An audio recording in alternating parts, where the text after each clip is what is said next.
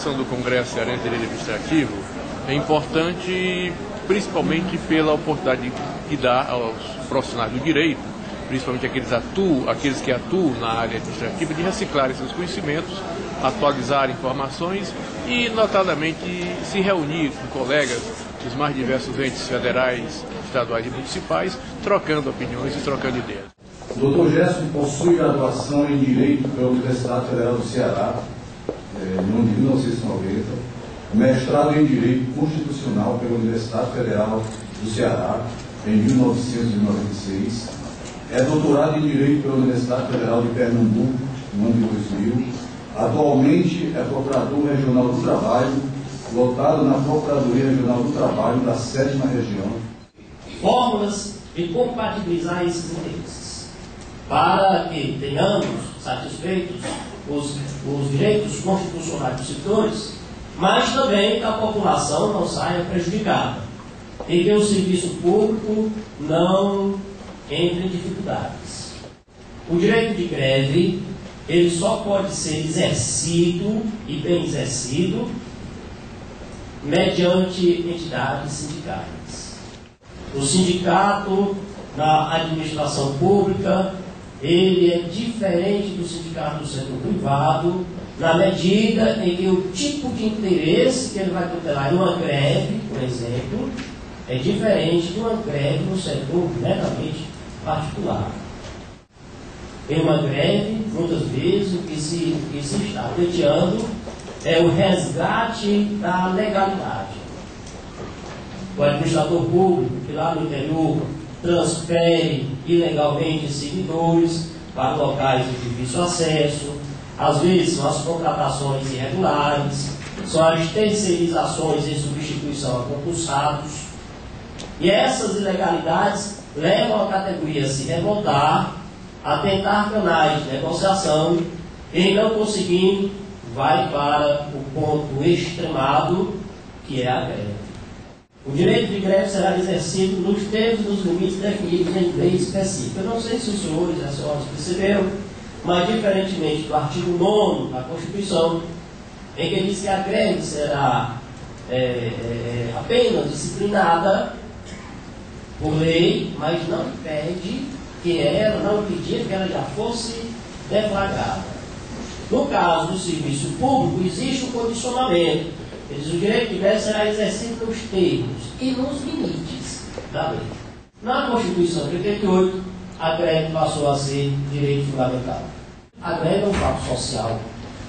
É essencial ainda que, para a deflagração da greve, a categoria primeiramente tente uma negociação com a categoria, que pode ser pela via de mediação ou pode ser pela própria arbitragem. Somente ultrapassadas estas instâncias é que é possível a deflagração da greve. E a administração pública deve sentar para negociar. O empregador não pode contratar durante a greve, a não ser para manter maquinários, aqueles produtos que possam ser extraviados. Só esses serviços aí realmente têm que ser mantidos, e se os trabalhadores não concordarem, a empresa pode contratar outros trabalhadores em substituição aos grevistas. No serviço público, o Supremo Tribunal Federal resolveu legislar tudo e permitiu a contratação. Então, enquanto perdurar a greve, existe o direito de contratar. Observe, nós vamos esse maior comentário, de que, na realidade, essa decisão do Supremo acaba esvaziando a greve no serviço público. Se nós formos aplicarmos a lei com essa adaptação do Supremo Tribunal Federal ao pé da letra, acabou o direito de greve no serviço público. O pagamento do salário vai depender da decisão final, se a questão estiver submetida ao judiciário, ou de negociação coletiva. A competência é dos tribunais. Seja o TRT, no que for na alçada da Justiça do Trabalho, seja dos TJs, TRFs e até do STJ, a depender da dimensão da greve, se for circunscrita a jurisdição de um desses tribunais ou se ultrapassar da jurisdição territorial deles. Enfim, como estabelecer esse direito de greve? Como resgate, como mandado de injunção, é um direito do setor público civil, não é do militar. O serviço público é atividade essencial. Qual a legislação aplicável? Nós temos a legislação provisória, que é a Lei 7.683, quanto ao mérito da greve em si. Quanto à competência e à procedimentalidade, é a Lei 7.701/88. A competência da Justiça do Trabalho e da Justiça Comum, conforme o âmbito do servidor, é a competência originária dos tribunais, e a greve deve passar necessariamente por uma decisão assemblear, uma fase negocial, e a fase judicial preparada nos tribunais. Quase todas as greves, observe pela imprensa, elas são declaradas liminarmente ilegais. Às vezes, sem uma audiência realizada, é um absurdo. Sem uma audiência realizada entre as partes, sem nem saber se a administração pública se disponibilizou para sentar para negociar, sem nem verificar a legalidade das reivindicações. Toda a greve que eu tenho acompanhado ultimamente, só esse ano eu acompanhei greve de Crateús, de Alcântaras, de Quixeré, de Fortaleza, de Tianguá, que está em greve ainda, né? Presidente do sindicato da greve no Congresso, que é o Zeca, né? Então, assim, o que a gente observa? Que todo prefeito ou prefeita diz que a greve é política. E eu juro para vocês que nos últimos 5 anos, eu acompanhei mais de 40 greves, eu nunca vi uma assembleia decidir por uma greve para queimar politicamente ninguém. Sempre foi em defesa de direito social violado, como bem o doutor Gerson colocou. Outro ponto aqui, na luta nossa da greve do setor público, nós temos uma desvantagem muito grande quando comparado com o setor privado. Porque o setor privado, quando entra em greve, o dono da empresa começa a perder dinheiro, o lucro dele começa a ir pelo ralo.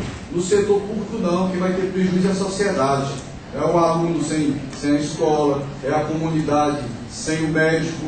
Sobre nesses pontos, é muito comum os prefeitos que mandam nas associações, uma das associações fazer abaixo-assinado para o Ministério Público, dizendo que o pessoal está padecendo de necessidade, aí joga a comunidade contra o sindicato. Em seguida, entra com pedido de legalidade de greve. E não tem uma greve, gente, nos últimos 4 anos aqui no Ceará, que tenha sido julgado legal. E pasmem, se o direito de greve, como bem colocou o doutor Gerson, é um direito fundamental, não estou falando de princípio, e a lei de greve é uma lei infraconstitucional, então que realidade hermenêutica é essa que os nossos juízes interpretam, onde uma lei ordinária caça um princípio constitucional? Então está tudo de cabeça para baixo, como um mundialice nos espelhos, né? Outra coisa interessante, o doutor Gerson colocava que é condição sine qua non para não haver abuso da greve, o sindicato pediu para negociar. Acreditem, há prefeitos que não negociam nem recebem, e há prefeitos que recebem para dizer o seguinte: não negocio a não ser que volte da greve. Ou seja, não há negociação. Às vezes recebe para dizer isso. E aí, como é que você resolve um conflito desse que, antes de tudo, é sociológico? Porque a questão de disciplinar a greve veio, não foi a lei que disciplina a greve, não vem criar o direito, vem restringir.